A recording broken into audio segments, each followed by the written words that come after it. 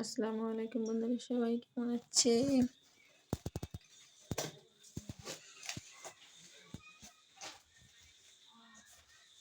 এই তো আমি যাইতাছি।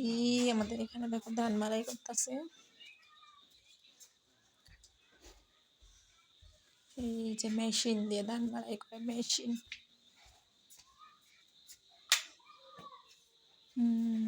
ভিজা বৃষ্টিতে কয়দিনের ধান অবস্থা। এগুলা ধান এক কোমর পানির থেকে কেটে নিয়ে আসছে, অল্প থেকে ভেসে গেল। এই দেখেন ধান কতগুলা রয়েছে। যে পরিমাণ বৃষ্টি হয়েছে, তো এটা ওই যে পাশে দেখে এতগুলা ধান পাকেই নাই।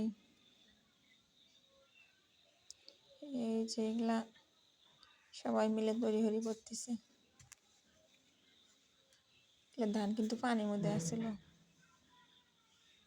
সেখান থেকে লাগা কাটে নিয়ে আসছে আর কি।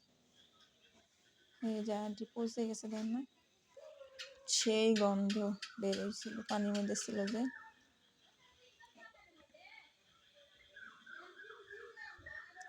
এই যে কেউ তাড়াতাড়ি হচ্ছে, বৃষ্টি যদি আসে, কেউ কুবাইতেছে, কেউ উড়াইতেছে, কেউ এগুলো পরিষ্কার করতেছে।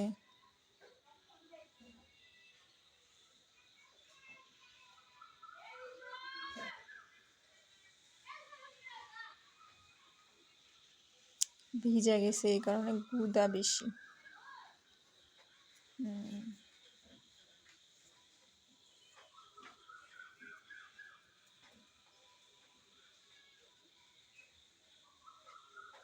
ধানে জল, এই যে এই পানিতে ভিজে ডুবে গেছিল, যে ওগুলা জমিন পরে শাঁসা করে খালি কাটে নিয়ে এসে ওখানে উঠাইছে আর কি।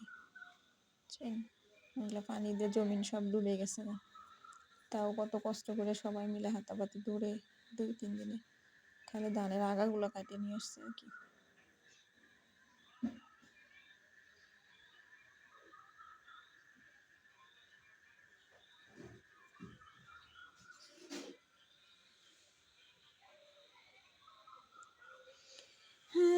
দেখতে থাকেন বন্ধুরা, আসলে এইবার বছর কেমন গেছে।